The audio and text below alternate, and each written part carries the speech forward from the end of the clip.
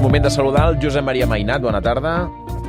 Molt bona tarda. Ja el tenim aquí preparat. A veure, perquè aquests dies hem sentit a parlar molt de la medusa immortal. Una medusa que revela les claus genètiques que li permeten viure eternament. Investigadors de la Universitat d'Oviedo han estudiat el genoma d'aquesta medusa i comparant-la amb una altra espècie han descobert algunes de les claus que li permeten revertir l'envelliment. A veure, què és aquesta medusa? És veritat que és immortal? Sí o no? És una manera de ser immortal que no, la podríem replantejar. El que té aquesta medusa, que es diu Turritopsis dorni, que sembla un nom de conya, Turritopsis. Turritopsis dorni. Doncs el Turritopsis és un animal molt peculiar perquè passa el següent. A part de tenir el procés normal d'envelliment, quan arriba al final d'aquest envelliment, llavors diu, ja en tinc prou, i llavors comença a rejuvenir-se. Molt bé. Sí, és com aquella pel·lícula. En Benjamin Button. Va endavant i avall, amunt i avall. Però una cosa, el Benjamin Button anava avall, però aquesta, quan arriba avall, arriba al començament i torna a començar. Molt bé. Per tant, diguéssim que és immortal. El que passa que, quan torna avall, es converteix en un pòlip, que és l'estat inicial, i d'aquest pòlip surten meduses. No sé si són les mateixes meduses, no sé si la medusa és conscient, suposant que les meduses siguin conscients d'alguna cosa. Han de ser la mateixa medusa. Sí que és ella, no? Sí, Si és la mateixa exacte. i s'ha fet espores en d'altres. En qualsevol cas, no mor. No vol dir que no pugui morir. Pot morir aixafada, pot morir depredada, pot morir perquè se la mengi algú, però no mor de bellesa, diguéssim, no? Clar, aquesta medusa ja la coneixíem. Sí. Què és la novetat? Què és el que diu aquest Que estudi? uns investigadors han analitzat el genoma, o sigui, el genoma ho puc explicar breument què és, no? El genoma és la informació genètica que tenim a dintre de les cèl·lules, que diu com serem, què farem i què faran les cèl·lules amb aquesta espècie de codi. Determinisme cel·lular, eh? Sí. Bueno, no et dic, si tens que tenir una malaltia, no diu que l'hagis de tenir, diu que ets propens a tenir-la. D'acord. Però sí que és que tindràs els ulls blaus, que seràs morena, que seràs guapa, o lleig, o tot, bueno, hi ha de tot, no? Aleshores, el genoma d'aquesta medusa l'han desxifrat. Avui en dia desxifrar genomes ja és molt ràpid. Abans era una cosa molt lenta, ara és molt ràpid. I llavors el genoma vol dir tots els gens d'aquesta medusa. On està escrit com viu, per què fa això que torna enrere i torna a pujar. I han analitzat també una altra medusa, que és de la mateixa família, gairebé és una cosina germana, però que aquesta no és immortal. Llavors diuen, a veure, aquesta no és immortal, aquesta és immortal, anem a comparar Quina és la diferència? les diferències, no? Llavors han analitzat amb unes eines que hi ha ara molt bones, oi? De bioinformàtiques, no? Doncs quins són aquells gens que estan exagerats, quins són aquells que estan desactivats o activats, i tot això. I amb tot això esperen poder trobar els motius aquests de revertir l'envelliment i aprofitar aquests coneixements, perquè no oblideu que encara que una medusa sigui molt diferent d'un ésser humà, molts gens són els mateixos, eh? Tots venim d'un avantpassat. Que això fa farapar, eh? De dir, compartim no sé quants gens. Ostres, Sí. Som un no sé quants % igual que sí, una una medusa. medusa. I amb un coquet potser tenim el 90% dels gens, o sigui, no, poca conya, eh? I entre tu i jo, el 99,99. Imagina't. Només pel fet que tu ets més guapo que jo, doncs és aquest petit cent de diferència. Que és la petita cosa, no?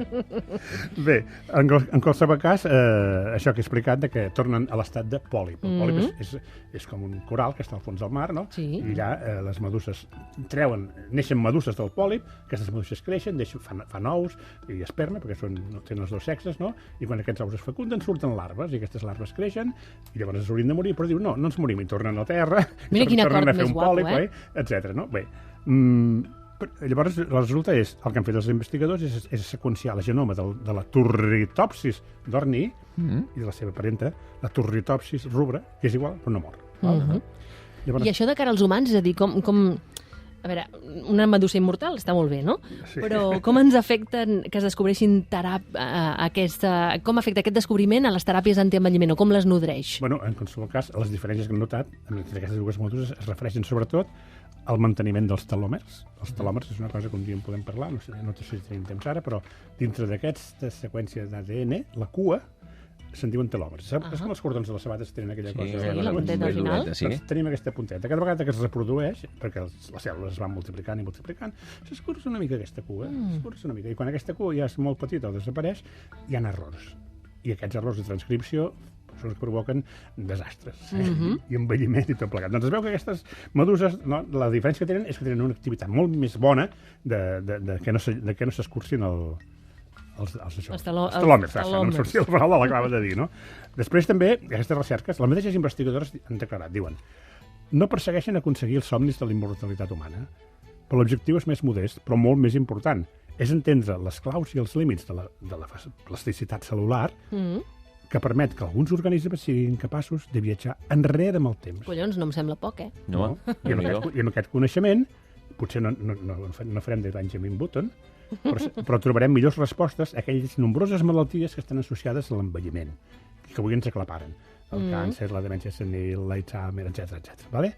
Llavors, amb aquests coneixements segurament podrem no tirar enrere així de fer-los cada cop més joves, però de solucionar aquestes malalties que ens ataquen quan ens fem vells. D'acord?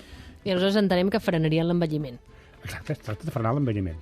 Perquè això hi ha un problema ara. Com a espècie, vivim més que mai. Clar, és veritat, ara vivim molts més anys del que vivien els nostres avantpassats. Si parlem de l'edat prehistòrica, vivien 30 anys i a l'antiga Grècia també, ahir ho sentia, i just deien les dones, per un tema una de cada 4 moria als parts, 25 anys esperança de vida. Això és la mitja, la mitjana. No vol dir que morissin de velles, per això també molts morien perquè se'ls menjava un diplodocus. Però fins i tot, diguéssim, l'esperança ara ha crescut els últims 100 anys, ha crescut brutalment. Però això vol dir que aquests anys que han guanyat de vida sigui una vida que valgui la pena viure. I aquesta és la gran cosa. O sigui, quan algú diu, vols viure 100 anys? I diuen, Déu-nos en guard, no. Perquè veuen que aquests darrers anys, per la majoria de gent, són una cosa gens desitjable. Respiradors, còctels de medicaments, malucs trencats, bolquers, incontinència, quimioteràpia, a vegades irradiació, cirurgia, i les despeses mèdiques, perquè aquí a Espanya som un país civilitzat i encara això ho paga l'Estat. Els països incivilitzats com els Estats Units ja s'ho paguen ells mateixos, no? Morim de manera lenta i dolorosa. I això és el primer que s'ha de solucionar. No hem de solucionar viure més anys. Hem de solucionar no morir d'una manera lenta i dolorosa. Es passem una dècada o més de la nostra vida patint una malaltia darrere una altra. Per què ha de ser així? I si aconseguim no allargar la vida, sinó allargar la joventut. I no durant anys, durant dècades. I si aquests darrers anys no són tan diferents dels anys que ens van precedir, si són uns anys fantàstics, si són uns anys que podem fer una vida plena, intel·lectualment, corporalment, i hi afegiria sexualment, és a dir, tota mena de vida plena, per què no? Doncs si això aconseguim això, no és el mateix, vam dir l'altre dia, augmentar la longevitat que allargar la vitalitat. Però aquí hi ha un tema filosòfic, també, perquè no sé jo si aconseguíssim arribar a aquestes condicions òptimes, clar, després diríem, ostres, i de cop ens hem de desendollar i morir de cop, aleshores ja tornaríem a estar al mateix estadi d'intentar allargar 10 anys més, encara que sí. Clar, és que això és així. Podem posar la cançó del Freddie Mercury? A veure? Sí. Who wants to live forever?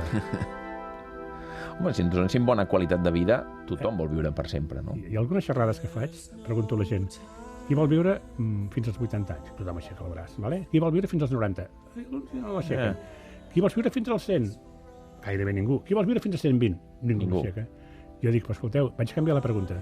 Qui vol viure fins als 120 anys trobant-se perfectament de salut, tenint el tap clar, llavors el tornen a aixecar el braç. I aquesta és la gran diferència.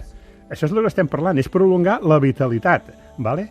Quan els nens que neixen avui en dia arriben a l'edat adulta, és molt possible que una persona que tingui 120 anys haurà viscut una vida plena i fins i tot que 120 anys no sigui ni tan sols una edat extraordinàriament longeva, no? És que, Josep Maria, ja estic pensant que ens fotran les hipoteques a 90 anys. Sí, exacte. Si m'està agafant de tot. Però hi ha una cosa que és molt important d'això de viure molts anys. Si una persona sap que ha de viure 120 anys, anem a suposar, ara neix un nen i sap que ha de viure o 110 o 120 anys. Tota la vida es fa d'una altra manera. Sí. Viu els pares fins a 60 anys. No li comentis al meu germà, perquè, escolta'm... Però per entendre's, no? Estudia, es prepara. Sí. I quan una persona té 50 anys, no pot dir, bueno, com que he estudiat una carrera i em retiro. No, segueixo aprenent, segueixo estudiant, hi ha noves possibilitats. Les carreres que neixen avui en dia, d'aquí 10 anys moriran i sortiran d'altres, als oficis. És a dir, les persones han d'estar vives, vitals i obertes a millorar-se amb elles mateixes. I no sé quin és el límit de la vida. T'anava a preguntar, hi ha un límit o no hi ha límit? Biològicament no hi ha un límit. A la pràctica hi ha hagut un límit, que és quan anys ha mort la gent fins ara. La gent més gran va ser una dona francesa que va viure fins a 122, encara que dubten si és trampa o no, perquè veu que la seva filla li veu usurpar la identitat. Ui. Com la carpa Jonita, que l'anaven canviant. Allò per cobrar la pensió. No, però fins als 118 n'hi ha persones, 120. Sembla que 120 és com un límit fins ara. Però escolteu, no hi ha una llei biològica, La pneumònia, la grip, la tuberculosi, la gastroenteritis, tot això es deia que era incurable. L'any 1900 aquestes malalties eren responsables de la meitat dels morts que es produïen al món. I si feies una mica més gran, alguna t'enganxava. Avui en dia és molt infreqüent que algú mori d'aquestes malalties. Té que ser algú que hi ha una mica debilitat al seu organisme. Normalment no es mor d'aquestes malalties. Avui en dia el hit parade, aneu a dir, perdoneu la broma de la mortalitat, és... Riguem, perquè mira, si no és per plorar. El càncer, les malalties del cor, cardiovasculars, les malalties cerebrovasculars, ictus i similars, les malalties cròniques de les vies respiratòries inferiors, és a dir, les malalties normalment provocades pel tabac, emfisèmes, bronquitis, etc., la malaltia d'Alzheimer, tot això. I la ciència mèdica dedica grans recursos a investigar aquestes malalties una per una. I si totes les malalties fossin en realitat símptomes d'una altra malaltia més greu que es diu l'envelliment? Home, però en principi l'envelliment no és una malaltia, no? No està considerat una malaltia, i aquesta és una de les coses que jo ara defensaré, tot i que la meva defensa és minúscula comparat amb la comunitat científica internacional. Però per què no és una malaltia? La vellesa provoca el declivi físic, la vellesa limita la qualitat de vida, la vellesa té una patologia específica. Si provoca totes aquestes coses, la vellesa té totes les categories del que anomenem malaltia. Només n'hi ha una que no té, que és que afecta a massa gent. Què vol dir massa gent? Massa Ai. gent. A tots. No, sí, a tots. Segons el manual Merck de geriatria, que és un manual que existeix, es considera una malaltia aquelles patologies que afecten a menys de la meitat. Perquè si afecten a més de la meitat, se suposa que ja és un estat més que una Clar, malaltia. ja no és una malaltia, és la cosa normal, Vale. comentes, no? Però la vellesa, esclar, que ens afecta a tots. Per tant, el manual la defineix com un declivi inevitable i irreversible dels òrgans vitals que succeeix al llarg del temps, malgrat l'absència de ferides, malalties, riscos de medi ambient... Bueno, és una malaltia, vale? Aquest és el cas. Però, esclar, el dia que reconeixi la comunitat científica que és una malaltia, tots aquests diners que es dediquen a investigar com es cura el càncer, com curar totes aquestes malalties, si en dediquessin una part important Josep Maria Mainat saluda a Júlia Cot, que acaba d'entrar a l'estudi, i de seguida és que la parlarem... Júlia, som molt amics, encara que no us ho cregueu, Ai, molt fort, eh? Doncs et quedaràs aquí fins al final. Inclús fem, no sé, un cert coqueteig per Twitter. Compte. Ah, sí, eh? Sí, home. Ara ho descobrirem, Hola, Júlia. bona tarda. Hola, bona tarda, Júlia, eh? Sí, Molt bé, per tant, Ara- deies l'envelliment com a malaltia. com a malaltia. Imaginem-nos una cosa hipotètica. Els alemanys en diuen un gran experiment. Oi? O sigui, una cosa que t'imagines una situació. I som al futur, vale? L'any 2030, uns científics descobreixen un virus que resulta que és responsable de les malalties més importants del món. És responsable de la diabetis, de les malalties cardiovasculars, del càncer, de la demència. I aquest virus és com una malaltia crònica, oi?, que lentament afecta tots els éssers humans. Imagina que descobrissin això. Està descobrint la bellesa, per temps, no? Oi? Però no, descobreixen un virus que provoca tot això. Tal com ha passat amb el Covid, tots els països del món invertirien milers de milions en solucionar-ho. I l'any 2032, oi?, una farmacèutica, una companyia d'aquestes, es farien milionàries trobant una vacuna que evités el contagi d'aquest virus. I llavors totes les generacions que es vacunin al néixer d'això viurien 50 o 60 anys més que els seus pares amb una vida plena i saludable. Bé, això... Per tant, tu t'estàs queixant que l'envelliment no sigui tractat com un virus que s'hagués descobert i que, per tant, es posi tota la sapiència del món científic a combatre de debò l'envelliment. Però si poguéssim erradicar aquesta malaltia que dic del virus, no l'erradicaríem? Deixaríem que els nostres fills la tinguessin? Home, i tant, sí que l'erradicaríem, i Lluitaríem tant. contra ells, clar. Doncs això és el que passa. Hem de canviar el xip i dir, senyors, anem a tractar l'envelliment. No vol dir que deixem de tractar el càncer i tal, però dediquem prou recursos a tractar l'envelliment. Resumint, l'envelliment és una malaltia, però aquesta malaltia, segons tu, és tractable. És tractable, sí, sí. Potser algú hi en pensa, jo no vull viure més de 90 anys. Vale? Potser. Però deixeu que el tranquil·litzi. Per favor. Sí, ningú vol que visqui ni un any més del que ell vulgui.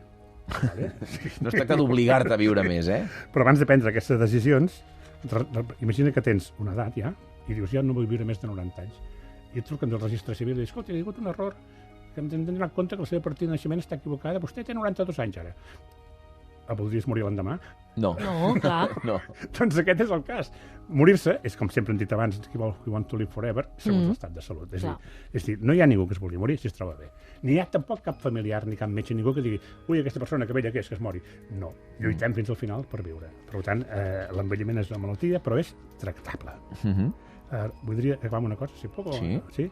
L'any 1903 ningú considerava que un avió amb un motor i de ferro pogués volar. Era una cosa fantasiosa. No s'havia vist mai res per semblant i tothom deia, bueno, això és... Bojos els van dir, no? Sí, bojos del tot, bojos del tot, bojos del tot. Però veig aquí que aquell dia no sé per on van volar, però van fer-ho. Es va produir l'aïllament i ja res no va ser igual. Des de llavors fins ara, si mires un mapa que hi ha per internet en què es veuen els avions com volen, està ple d'avions contínuament volant, no? Doncs avui hem arribat a un altre punt d'inflexió de la història. Perllongar la vida és aleshores a tocar. No tenim ara el sentiment que això sigui a tocar, com passava amb els germans Wright, oi? Que ningú tenia el sentiment que d'un moment altre es posarien a volar, però jo dic que avui en dia realment ja comencen a haver-hi centenars i milers, i entre ells aquest estudi de la Medusa que hem parlat al començament, que intenten esbrinar què es pot fer per retrocedir el rellotge de l'envelliment. Això és espero que a mi m'enganxa, perquè sóc una mica gran. Fantàstic, Doncs el Fins als Josep Maria 120. Mainat que ens explica com l'envelliment és una malaltia, com qualsevol altra, i que, per tant, si s'hi posen tots els recursos, ningú no ens diu que no puguem revertir-ho i que, per tant, Live puguem forever. viure forever, com deia Freddie Mercury, com deia Queen. Josep Maria Mainat, gràcies per acompanyar-nos la Gràcies, setmana més. Bona estimat. tarda. Fins la setmana que ve.